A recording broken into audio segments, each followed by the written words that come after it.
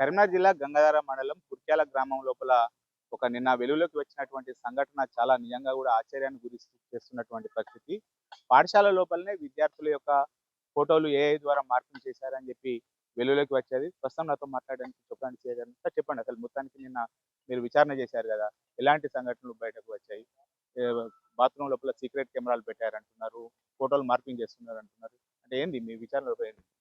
మాకు నిన్న సాయంత్రము 5 గంటలకు హెడ్ మాస్టర్ గారు పిటిషన్ ఇవ్వడం జరిగింది. దానిపైన నిన్న కొంత సాయంత్రం టైంలో టీచర్స్‌ని వాళ్ళని ఎగ్జామిన్ చేశారు.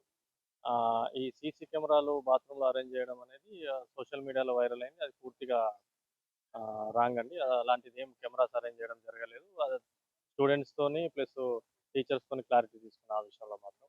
ఈ లైంగిక వేధింపులు అనేది ఏసీపీ గారు ఇన్వెస్టిగేషన్ చేస్తున్నారు. నిన్న కేస్ రిజిస్టర్ చేయడం జరిగింది. సార్ ఇన్వెస్టిగేషన్ పనిలోనే ఉన్నారు. దాంట్లో భాగంగా స్టూడెంట్స్‌ని ప్లస్ అదే విధంగా టీచర్స్‌ని, హెడ్ మాస్టర్‌ని ఎగ్జామిన్ చేయడం జరుగుతుంది. స్కూల్ హెడ్ మాస్టర్ యొక్క పాత్ర పైన కూడా ఇటు చాలా నిజంగా కూడా చాలా ఆగ్రహాన్ని వ్యక్తం చేస్తున్నారు. ఈ విషయము దాదాపు వారం రోజుల క్రితం బయటకు వచ్చినా గానీ, హెడ్ మాస్టరు ఇటు టీచర్లను, విద్యార్థులను విషయము బయటకు చెప్తే నేనే చనిపోతానని చెప్పి బెదిరించిందని చెప్పి అంటున్నారు. ఈరోజు కొంతమంది ఉపాధ్యాయులను కూడా మనం మాట్లాడడం జరిగింది. ఈ విషయం బయటకు వస్తే నేను చనిపోతా, ఎట్టి పరిస్థితిలో కూడా బయటకు రావద్దని చెప్పి చెప్పింది. ఇది మీకు తెలిసిందా ఇన్వెస్టిగేషన్‌లో? అంటే నిన్న జరిగిన దాంట్లో మాత్రము పూర్తిగా కంప్లీట్ కాలేదు కాబట్టి ఆ విషయము తను రిటర్న్ చేసిన విషయం తెలవదు. బట్ ఈరోజు టీచర్స్‌ని ఎగ్జామిన్ చేస్తే అంటే ఏసీ కావాల్సుకొనే ఆ హెడ్ మాస్టరు ఇటు విద్యార్థులను, హెడ్ మాస్టర్ ఎవరైతే ఉపాధ్యాయులు ఉన్నారో ఈ విషయం బయటకు వస్తే నేను మందు తాగి చనిపోతా, ఎట్టి పరిస్థితిలో కూడా రావద్దు అని చెప్పి భయభ్రాంతులకు గురి చేసిందని ఇప్పుడు బాధపడుతున్నారు. ఆహ్, ఉపాధ్యాయులను ఎగ్జామిన్ చేయడం జరగలేదు. నిన్న నైటు ఎఫ్ఐఆర్ అయింది కాబట్టి ఈరోజు సార్ కంప్లీట్ చేస్తారు. ఈవినింగ్ వరకు ఒక పిక్చర్ వస్తది.